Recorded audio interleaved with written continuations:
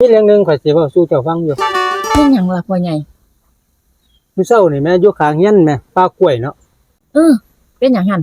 ข่อยเห็นแมวมันเฮ็ดหยังกันบ่ยุ่มยำอยู่ข้างเฮียนนี่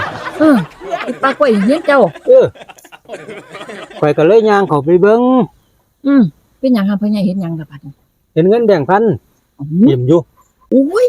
โชคดีต่อสันพ่อใหญ่เจ้าจังว่านั่นแหล้วอุ้ยใหม่ๆอยู่ดิเห็นเงินแบ่งพันปานนั้นก็โชคดีแล้วเนาะคนแม่เฮ้อถ้าบ่แม่นข่อยแท้ข่อยก็เลยหยิบเอา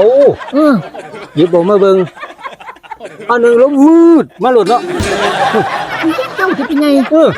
อีทางผิวมันบ่มีลมจักเที่ยลมบักแฮงคือพายุนี่ดิเด้อดิอุ้ยตาทายสิพ่อใหญ่บัดนี้มีเสียงหยังอยู่เข้ามาหูเนาะว่าจังได๋หั่นพ่อใหญ่บอกใครบ้านก็ต้องเอาเงินให้ผู้ข้างเคียงเด้อผู้เฒ่าแบ่งเพิ่น300นี่เสียงนั่นติพ่อใหญ่เสียงเข้ามานั่นต้องสิกดโอ้ยลูกดิพ่อใหญ่ก็ย่านดิแล้วเจ้าเฮ็ดจังได๋หั่นบัดนี้เจ้าเอาเงินไปให้ผู้ใด